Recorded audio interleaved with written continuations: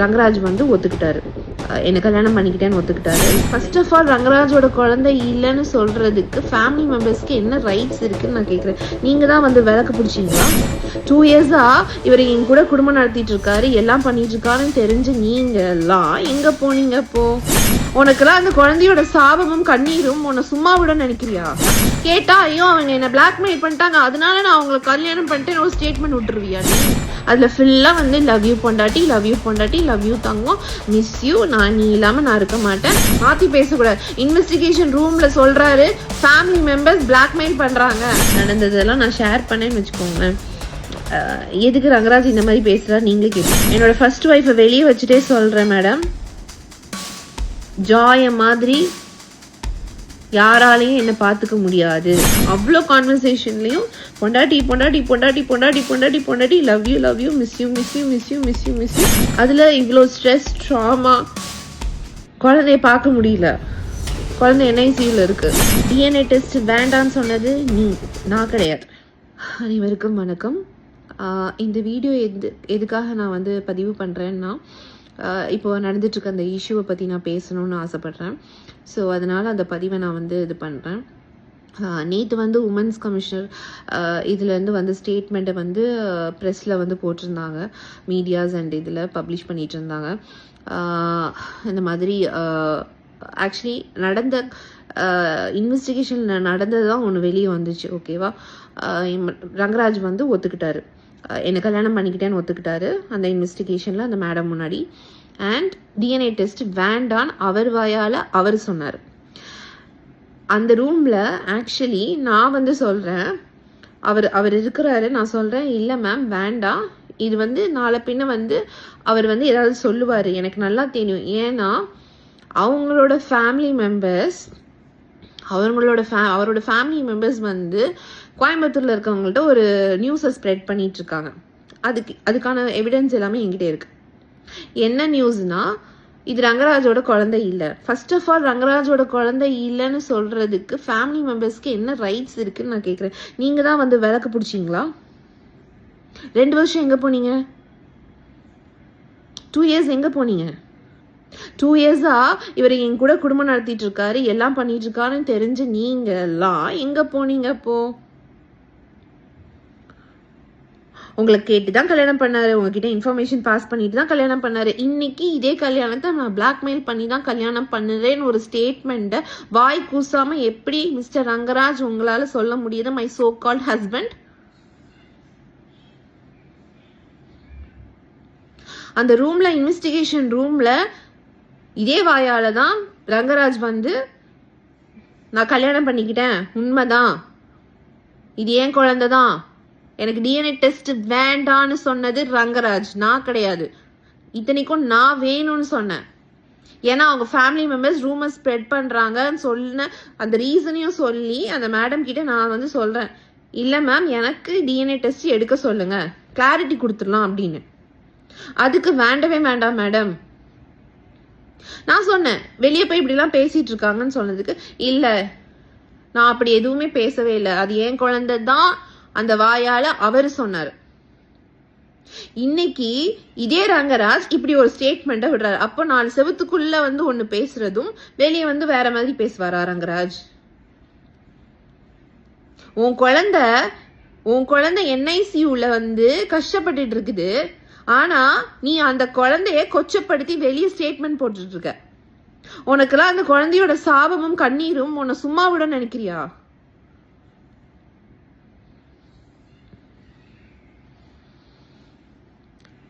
Blackmail பண்ணி பாப்போ ஒரு பொண்ணு, சரி நான் தெரியாம தான் கேட்கிறேன், ஒரு 15 பொண்ணுங்க வந்து உன்னை பிளாக்மெயில் பண்ணி என்ன கல்யாணம் பண்ணு அப்படின்னு சொன்னா நீ 15 பொண்ணுங்களையும் கல்யாணம் பண்ணிடுவியா? கேட்டா ஐயோ அவங்க என்ன பிளாக்மெயில் பண்ணிட்டாங்க, அதனால நான் அவங்களுக்கு கல்யாணம் பண்ணிட்டேன்னு ஒரு ஸ்டேட்மெண்ட் விட்டுருவியா? நீ என்னை சுத்தி இருக்கவங்க எல்லாருக்கும் தெரியும் நீ எப்படி என்ன கல்யாணம் பண்ணன்னு, எவிடன்ஸே இருக்குது.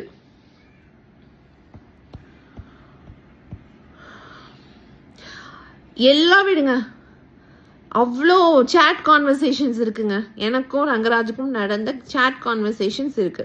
நான் வந்து மக்களாகிய உங்களுக்கு அதை வந்து பப்ளிஷ் பண்ணணும்னாலும் நான் பண்ணி காமிக்க, நீங்களே எனக்கு ஒரு ஜட்ஜ்மெண்ட் சொல்லுங்க. அதை பார்த்துட்டு நீங்களே எனக்கு ஒரு ஜட்மெண்ட் சொல்லுங்க. அதில் ஃபுல்லாக வந்து லவ் யூ பொண்டாட்டி, லவ் யூ பொண்டாட்டி, love you Thangam, miss you, நீ இல்லாமல் நான் இருக்க மாட்டேன், 12 வருஷத்துக்கு அப்புறமா எனக்கு ஒரு சோல்மெண்ட் நீ கிடச்சிருக்க, உன்னை எந்த ஒரு ரீசனுக்காகவும் நான் லூஸ் பண்ண மாட்டேன், எனக்கு நீ வேணும், என்ன நடந்தாலும் நம்மளுக்குள்ள யாரு வந்தாலும் நான் உன்னை விட்டு கொடுக்க மாட்டேன் அப்படி சொன்ன அந்த ரங்கராஜ் பிளாக்மெயில் பண்ணி தான் அந்த மெசேஜ் எனக்கு அனுப்பிச்சாரா? எல்லாத்தையும் விடுங்க, அத்தனை என்கிட்ட ஒரு 1000 போட்டோஸ் இருக்கு. அந்த 1000 போட்டோஸும் பிளாக்மெயில் பண்ணி எடுத்து நான் டெய்லி ஒரு போட்டோ நான் போட்டேன்னா அந்த போட்டோலயே உங்களால அப்சர்வ் பண்ண முடியும். ரங்கராஜ் வந்து ஹாப்பியா ஃபேஸ்ல சிரிச்சுட்டு அவ்வளோ ஒரு ஸ்மைலிங் ஃபேஸோட தான் நீங்க நான் போட்டிருக்க போஸ்ட்லயே பார்த்துருப்பீங்க. அது வந்து பிளாக்மெயில் பண்ணி தான் எடுத்தாரா? இத்தனைக்கும் பாதி செல்ஃபிஸ் வந்து அவர் தான் எடுப்பாரு. எங்கேயாவது நாங்கள் ரெடி ஆகி போயிட்டு இருக்கும்போது அவர் தான் ஃபோன் எடுப்பாரு, போட்டோ எடுக்கலாமா அப்படின்வாரு. இன்னைக்கு இதே ரங்கராஜ் மாத்தி பேசாது. அவர் வந்து கடவுளுக்கும் மனசாட்சிக்கும் உண்மையை மட்டும் பேசணும், மாத்தி பேசக்கூடாது. இன்வெஸ்டிகேஷன் ரூம்ல சொல்றாரு ஃபேமிலி மெம்பர்ஸ் பிளாக்மெயில் பண்றாங்க, ஃபேமிலி மெம்பர்ஸால தான் நான் இப்படி பண்றேன் அப்படின்றாரு. அங்க ஒண்ணு சொல்றாரு, வெளியே வந்து வேற மாதிரி பேசுறாரு. ஃபேமிலி மெம்பர்ஸ் என்னை பார்க்க விட மாட்டேங்கிறாங்க, ஃபேமிலி மெம்பர்ஸ் என்னை பேச விட மாட்டேங்கிறாங்க, ஃபேமிலி மெம்பர்ஸ் என்னை பிடிச்சி வச்சிருக்காங்க, இப்படிலாம் வந்து பேசுறாரு. நான் இப்போ வந்து பிஸ்னஸ்க்காக நான் வந்து இதை பண்ணிட்டு இருக்கேன், பிஸ்னஸ் கெட்டு போயிடும், அதனால ஃபேமிலி மெம்பர்ஸ் பேச்சை கேட்டுட்டு இருக்கேன். நீ அப்போ 10 பொண்ணுங்களை நீ வந்து யூஸ் பண்ணிட்டு யூஸ் அண்ட் த்ரோ டாய் மாதிரி யூஸ் பண்ணிட்டு போயிட்டு அவங்க வாழ்க்கையெல்லாம் அழிச்சிருவ, கேட்டா பிஸ்னஸ்க்காக நான் வந்து இப்படி பண்ணிட்டேன் அப்படின்றியா? உன் குழந்தை NICUல கஷ்டப்பட்டுட்டு இருக்கு. ஆனா நீ அந்த குழந்தைய இன்னைக்கு கொச்சப்படுத்தி ஒரு ஸ்டேட்மெண்ட் போடுற. அந்த கண்ணீரும் சாபமும் உன்னை சும்மா விடுமா? விடவே விடாது. அந்த ரூம்ல நடந்த விஷயங்கள் எல்லாம் வந்து நான் இப்ப ஷேர் பண்ணனேன்னு வச்சுக்கோங்க. அந்த இன்வெஸ்டிகேஷன் ரூம்ல உமன்ஸ் கமிஷனர் ஆஃபீஸ்ல நடந்ததெல்லாம் நான் ஷேர் பண்ணேன்னு வச்சுக்கோங்களேன். எதுக்கு ரங்கராஜ் இந்த மாதிரி பேசுறா நீங்களே கேட்பீங்க. ஒரு உமன்ஸ் கமிஷனர் ரூம்குள்ள நடந்த ஒரு இன்வெஸ்டிகேஷனை நானோ இல்ல ரங்கராஜோ ஆஃபீஸர்ஸோ பொய் சொல்ல முடியாது. ஏன்னா இட்ஸ் அ கவர்மெண்ட் அத்தாரிட்டி. ஒரு அரசு சம்பந்தப்பட்ட ஒரு இடத்துல இருந்து நம்ம வந்து பொய் பேசணும்னா அவங்க கிட்ட எவிடன்ஸ் இருக்கும், எல்லாமே இருக்கும், நம்ம மாட்டிப்போம். அதையும் மீறி எந்த தைரியத்துல வெளியே வந்து நீ இப்படி ஒரு ஸ்டேட்மெண்ட்டை கொடுக்குறன்னு எனக்கு தெரியல. அன்னைக்கு அந்த இன்வெஸ்டிகேஷன் ரூம்ல சொல்றாரு மிஸ்டர் ரங்கராஜ், அந்த மேடம் கிட்ட ஆஃபீஸர் கிட்ட சொல்றாங்க, என்னோட ஃபர்ஸ்ட் ஒய்ஃபை வெளியே வச்சுட்டே சொல்றேன் மேடம், ஜாய மாதிரி யாராலையும் என்ன பார்த்துக்க முடியாது, நான் ஜாயை மிஸ் பண்றேன். அப்ப அந்த ரங்கராஜ் யாரு? ஏன் அதை வந்து ஸ்டேட்மெண்ட்ல விடல? அப்ப அன்னைக்கும் வந்து ஆபீசர் முன்னாடி நான் பிளாக்மெயில் பண்ணி உங்களை சொல்ல சொன்னேனா?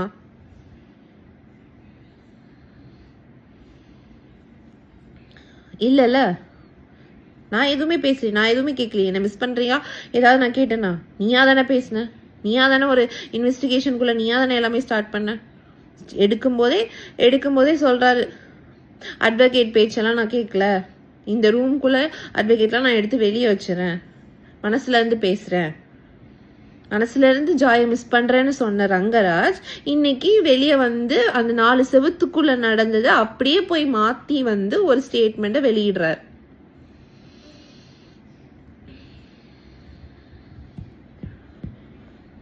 உமன்ஸ் கமிஷனர் ஆர்டர் காப்பிலே இருக்குது. அவர் ஒத்துக்கிட்டாரு, என்ன கல்யாணம் பண்ணதை ஒத்துக்கிட்டாரு. டிஎன்ஏ டெஸ்ட் வேண்டான்னு சொன்னாரு. டிஎன்ஏ டெஸ்ட் வேண்டான்னு சொன்னது மிஸ்டர் ரங்கராஜ், நான் கிடையாது. நான் வேணும்னு தான் சொன்னேன். Because I want to prove my self. அன்னைக்கு வேண்டான்னு ஸ்ட்ரெஸ் பண்ணது ரங்கராஜ். அந்த ரங்கராஜ் எங்க போனாரு? பறந்து போயிட்டாரா? ஸோ இன்னைக்கு வந்த ஸ்டேட்மெண்ட்டும் அன்னைக்கு ரூமில் சொன்ன இதுவும் ஒன்றா? ஃபேமிலி மெம்பர்ஸ் பிளாக்மெயில் பண்ணுறாங்க, ஃபேமிலி மெம்பர்ஸ் பேச்சை கேட்டு தான் நான் பண்ணுறேன் அப்படிங்கிறத வந்து அப்ப இன்னைக்கு அந்த ஸ்டேட்மெண்ட்டும் ஃபேமிலி மெம்பர்ஸ்னால தான் வெளியே வந்துச்சா?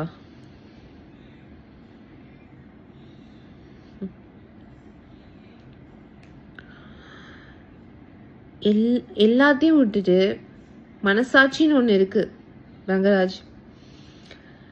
கடவுளுக்கு பயந்து மனசாட்சிக்கு பயந்து என் கூட ஒரு 2 வருஷம் வாழ்க்கை வாழ்ந்தது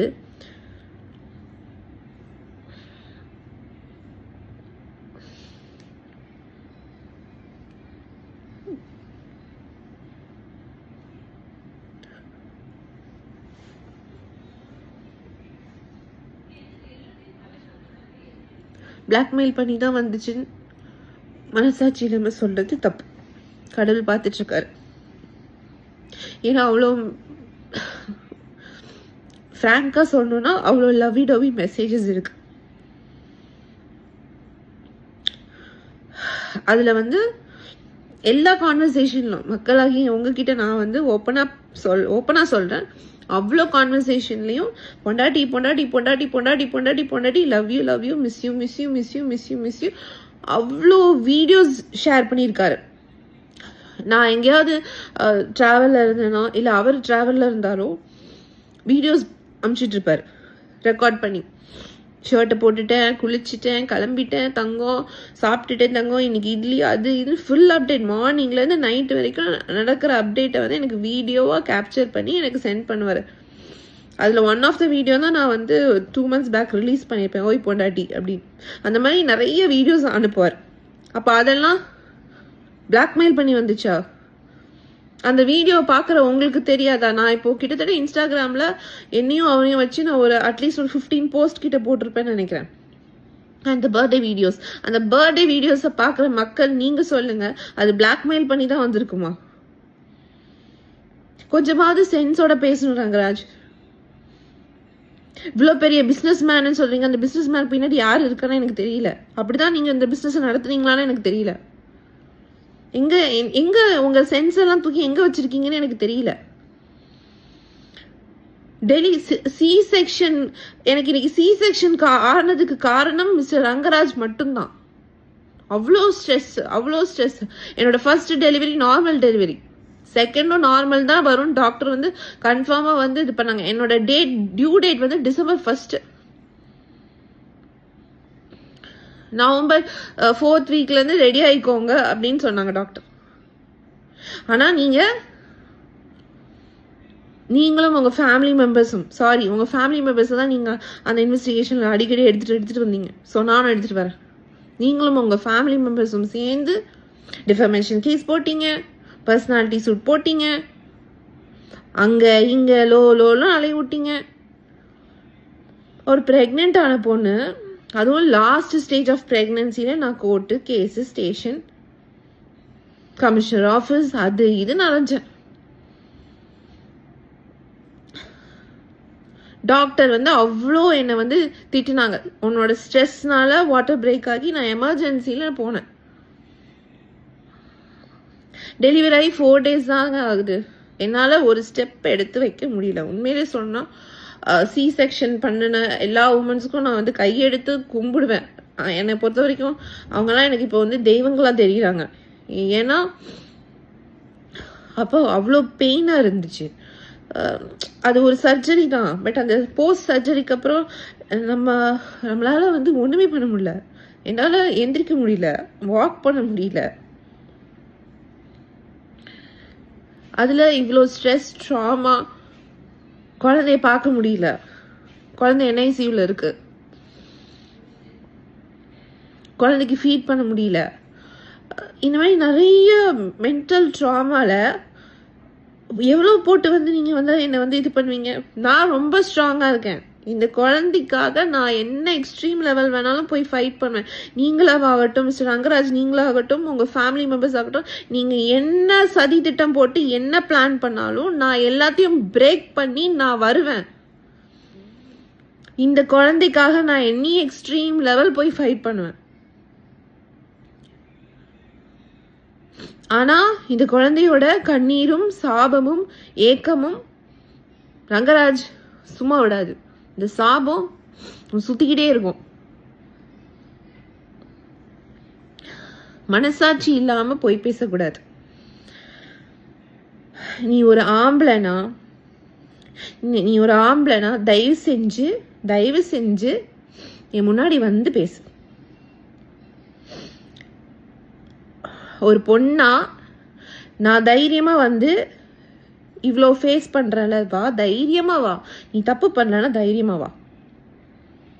உன் குழந்தை இல்லைன்னு நீ என்ன நிரூபிச்சு காமிச்சிட. எல்லாம் பிளாக்மெயில் சொன்ன. அப்ப அந்த செக்ஸ் மேக் அவுட்டும் பிளாக்மெயில் நீ மென்ஷன் பண்ணி இருந்திருக்கலாமே. அதுவும் நீ பிளாக்மெயில் சொல்லி இருந்திருக்கலாம்ல. ஏன்? அது உன்னோட வாண்ட் இல்ல, அது உன்னோட தேவை. அதை மட்டும் நீ எரேஸ் பண்ணிட்டு விட்டுட்ட.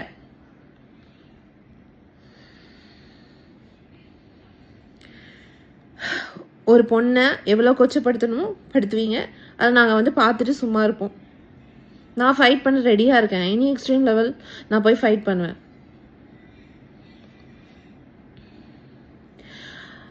டிஎன்ஏ டெஸ்ட் வேண்டான்னு சொன்னது நான் கிடையாது. ஆனால் இன்னைக்கு வெளியே வந்து உலகத்துக்கு அது வேற மாதிரி போர்ட்ரே பண்ணி காமிக்கிறேன். உண்மையான ஆம்பளையா இருந்தா உனக்கு தேவை டிஎன்ஏ டெஸ்ட். நீ அன்னைக்கு அக்ரி பண்ணல, வேண்டான்னு சொன்ன. இன்னைக்கு நான் சொல்றேன், நீ டிஃபமேஷன் கேஸ் போட்ட, எத்தனையோ கேஸ் போட்ட என் மேல. அதுலேயும் இதையும் ஆட் பண்ணிக்கோ. கோர்ட்டில் போய் ஆர்டர் வாங்கிட்டு வா டிஎன்ஏ டெஸ்ட்டுக்கு. இப்போலாம் வந்து டிஎன்ஏ டெஸ்ட் வந்து கொடுத்தா வந்து 3 to 7 days ரிசல்ட் வந்துடும், தெரிஞ்சிடும். ஓகேவா? ஸோ ஃபேஸ் பண்ண ரெடியாக இருங்க. வாங்க, தைரியமாக வந்து ஃபேஸ் பண்ணுங்க. டிஎன்ஏ டெஸ்ட் எடுக்க வாங்க. தேவைப்படுறது உங்களுக்கு டிஎன்ஏ டெஸ்ட். வாங்க.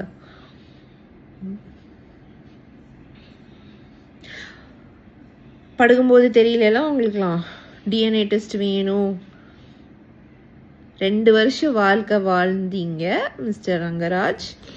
அதில் நீங்கள் எப்படி இருந்தீங்கன்னு உங்களுக்கு தெரியும். நான் அதை வந்து வெளியே வந்து பேசுகிறேன்னா அசிங்கமாயிடும்.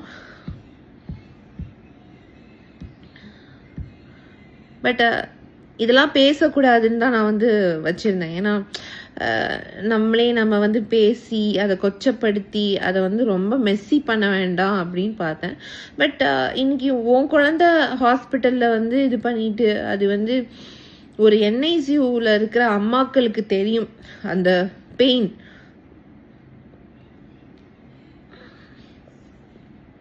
அப்படி ஒரு பெயின் கோத்ரூ பண்ணிட்டு இருக்கும்போது நீ வந்து உன் குழந்தைய கொச்சப்படுத்தி ஒரு ஸ்டேட்மெண்ட் போடுறல, அதுக்கு நீ கண்டிப்பா அனுபவிப்ப. அதுக்கு நீ ஆன்சர் சொல்லி தான் ஆகணும். ஸோ நான் ரெடியா இருக்கிறேன் டிஎன்ஏ டெஸ்ட்டுக்கு. நீ ரெடியாகி வா.